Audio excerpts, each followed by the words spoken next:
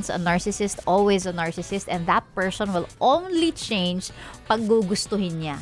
Hindi ikaw ang makakapagbago sa kanya. Ang hirap talaga magmahal ng narcissist, I guess. Wow! Right?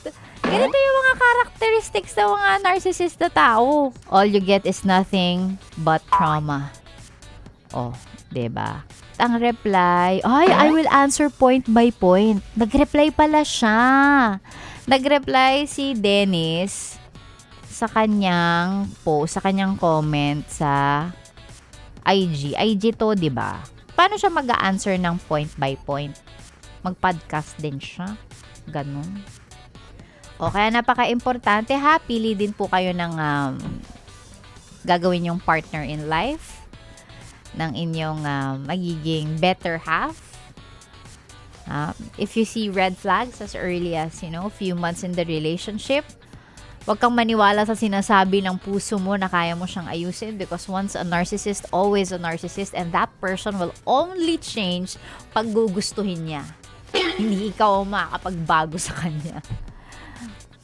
When it comes to like parents ng mga artista wait, let me think. Meron ba akong nakikita na na okay? Wow, makapag-judge ako no? Like, so, diba usually, of course, if you come from a family na puro artista, yung mga ganitong issue talaga lalabas at lalabas. Kasi syempre, mga tao nag-aabang lang naman ng issue. And if people are comparing Dennis sa iba pang mga artista na meron ding, may pamilya, anak, na lahat nasa showbiz, nag-iisip ako kung sino mga artista ba yung kilala na merong magandang relationship with their kids. Paisip ako. Kasi mga kilala ko, well, in my, sa level ko, yung mga artista na mga mag-aasawa na bagets pa yung anak nila Like Marian and Ding Dong. Oh, 'di ba? Bagets pa yung mga anak nila Pero mukha namang okay sila. Levels nila. Carmina. 'Di ba? Carmina and Zoren. Medyo malalaki na yung mga anak nila. Looks like they're okay naman.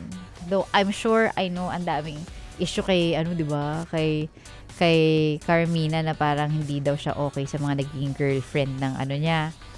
Naging girlfriend ba ng anak niya? But that's normal. That's the usual nanay instincts. Ano pang ginagawa mo dito, ha? Sinasabi ko na nga ba Solid yes friend ka talaga. Dahil nandito ka na rin lang, sige na, mag-like at mag-comment ka na. Mag-subscribe ka na rin at i-click ang notification bell. Para mapasali ka sa mga kalokohan namin. Bawal na bawal mag-no dito, ha? Kasi yes